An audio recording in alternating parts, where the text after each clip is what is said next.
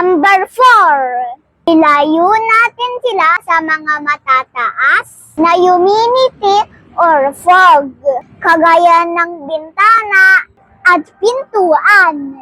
At iwasan sila ilagay sa aircon. At syempre, ang number 5, wag na wag natin sila paliguan gamit ang tubig. Ako si Maria at mangarap ko maging isang sikat na vlogger. I'm back! So, ayun lang guys, hindi nga tayo naka-vlog. Hindi pa few weeks dahil kami naging busy sa burol na aking great grandfather. At alam nyo din ba, hindi lang tag-init yung kalaban ng hamster. Kung hindi tag-ulan, and taglamig. Dahil sa taglamig, meron din tayong tinatawag na torpon or maliit na hibernation.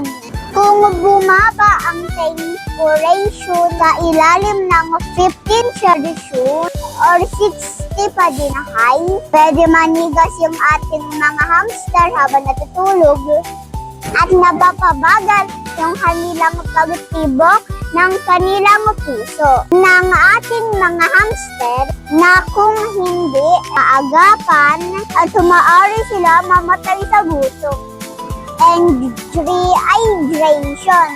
At kung paano ito maiiwasan?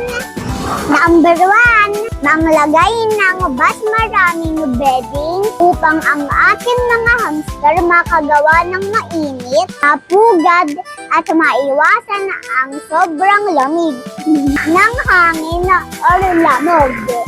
Number 2, talasan ang pagpapalit ng bedding upang maiwasan ang moist ang ating mga kusot na maging sanhit na mataas na humidity sa loob ng enclosure. Number 3, lagi mo i-check ang kanilang mga pagkain na itatago nila sa gilid-gilid ng kanilang kulungan. Kasi maaari ito ma-mold or amagin dahil sa mataas na humidity. Number 4, ilayo natin sila sa mga matataas na humidity or fog, kagaya ng bintana at pintuan. At iwasan sila ilagay sa aircon. At syempre, ang number 5, wag na wag natin sila paliguan gamit ang tubig.